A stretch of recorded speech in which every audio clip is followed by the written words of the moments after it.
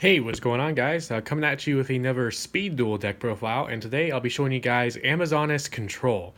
So you could easily make an argument that this deck may be like the second or third best deck in the Speed Duel format. It's one of the best overall counters to Blue Eyes, especially with their equipped spell Heirloom.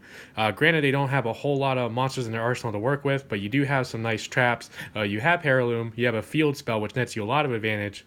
This deck in general just nets a ton of advantage and does a really good job, especially with the limited amount of spot removal in this game of controlling the board. So first we'll show off the action card for this deck, which is Destiny Draw. There's a few different options you could do for this. You could do like the Millennium Necklace, Millennium Eye, Mai's Perfume card lets you look at the top card of your deck. But I think Destiny Draw is the one that could potentially give you the most advantage. If you lose 2,000 more life points, you activate during your next draw phase and search out any card. And you're really only going to get to use this once, of course, because you only have 4,000 life points, but it can really save you in the tight spots. So that's why I decided to play it. If you were playing more of a mixed build with some Harpies, you could easily play Flight of the Harpies, which is easily one of, if not the best action cards that we have right now. But it is kind of hard to make blended Harpy and Amazoness deck consistent. So that's why I decided to go more with the Amazoness Control with Destiny Draw as your action card. So for monsters, in my opinion, the best Amazoness monster, the free Swordswoman. She's got 1500 attack, level 4, and your opponent takes any battle damage you would have taken from battles involving this card. So this card is absolutely amazing, equipped with Heirloom, especially against the Blue Eyes matchup, because you can equip this with Heirloom, potentially do anywhere from 1,000 to like 1,500 damage to your opponent, because the damage you would have taken from that battle they take, your Amazon Swordswoman doesn't die because of the equipped spell, and then their monster dies because of the equipped spell. So that's a really nice exchange. Can really swing the momentum of the duel and can potentially win you the duel as well from all the damage you do because of Swordswoman's effects. Second best is Amazoness Sage. You could even argue that she is the best. It just comes down to your opinion. She's got 1,400 attack, and at the end of the damage step, if this card attacked and is still on the field, which most of the time she is because of Heirloom, you target one spell or trap card your opponent controls and destroy it. So a nice bit of spot removal along with the equipped spell, keeping it on the board and popping a monster. So with her one attack, you get to pop a monster and pop a spell or trap for free, which is awesome. Then for the final monster, we have the free Amazoness Chainmaster. You could easily play two if you want, but I just don't want to have too few monsters and not open up anything. So that's why I am playing the three, since she's the only other Amazoness card we have currently. When this card is destroyed by battle and sent to the graveyard, you can pay 1,500 life points, look at your opponent's hand, and add one monster from their hand to your hand.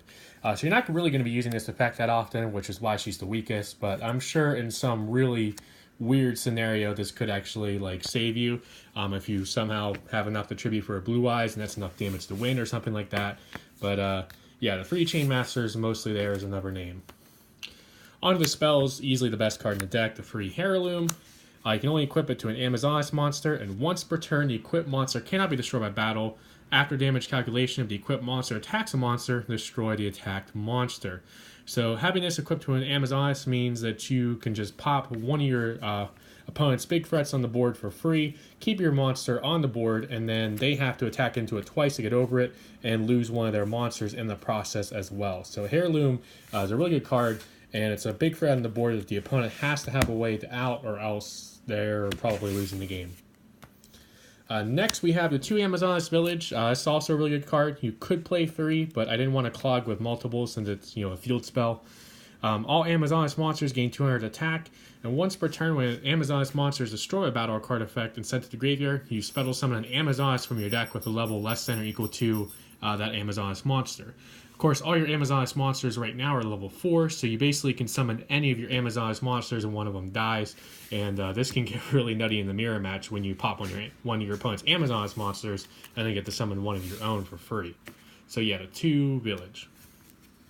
Then the round to deck, we have 3 of the 2 best traps overall in the game right now. The free Kunai with Chain and the free Windstorm of Edequa.